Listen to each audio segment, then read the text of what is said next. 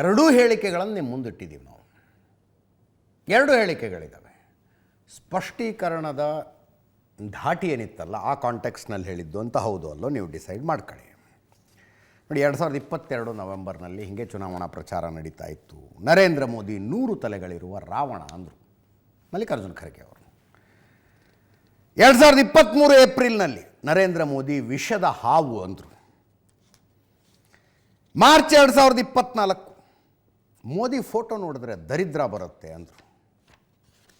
ಈ ಚುನಾವಣೆಯಲ್ಲಿ 3 ಸ್ಟೇಟ್ಮೆಂಟ್ಗಳನ್ನು ನಾನು ತೋರಿಸ್ತೇನೆ ನಿಮಗೆ. 3 ಸ್ಟೇಟ್ಮೆಂಟ್ಗಳು ಕೇರಳದಲ್ಲಿ ಕೊಟ್ಟಿದ್ದು, ಅಸ್ಸಾಂನಲ್ಲಿ ಕೊಟ್ಟಿದ್ದು, ಈಗ ತಮಿಳುನಾಡಿನಲ್ಲಿ ಕೊಟ್ಟಿದ್ದು. BS ಯಡಿಯೂರಪ್ಪನವರು ಸಿಟ್ಟಾಗಿದ್ದಾರೆ, ಡೀಟೇಲ್ ಆಗಿ ಟ್ವೀಟ್ ಮಾಡಿದ್ದಾರೆ. ಮೋದಿ ಅವರನ್ನು ಭಯೋತ್ಪಾದಕ ಎಂದಿರುವುದು ದುರಹಂಕಾರದ ಪರಮಾವಧಿ, ಕೊಳಕು, ವಿಷಕಾರಿ ಮನಸ್ಥಿತಿಯ ಅನಾವರಣ. ಖರ್ಗೆ ಹೇಳಿಕೆ ಸ್ವೀಕಾರಾರ್ಹವಲ್ಲ. ಮೋದಿ ಮೇಲೆ ದೇಶದ ಜನ ವಿಶ್ವಾಸವಿಟ್ಟು 3ನೇ ಸಲ ಪ್ರಧಾನಿ ಮಾಡಿದ್ದಾರೆ. ಚುನಾವಣೆ ಬಂದಾಗಲೆಲ್ಲ ಇಂಥ ಕೀಳು ಹೇಳಿಕೆ ನೀಡುತ್ತಲೇ ಬಂದಿದ್ದೀರಿ. ಜನ ನಿಮಗೆ ಪಾಠ ಕಲಿಸಿದರೂ ತಿಳಿದುಕೊಳ್ಳದೆ ಅಹಂಕಾರದಿಂದ ವರ್ತಿಸ್ತೀರಿ.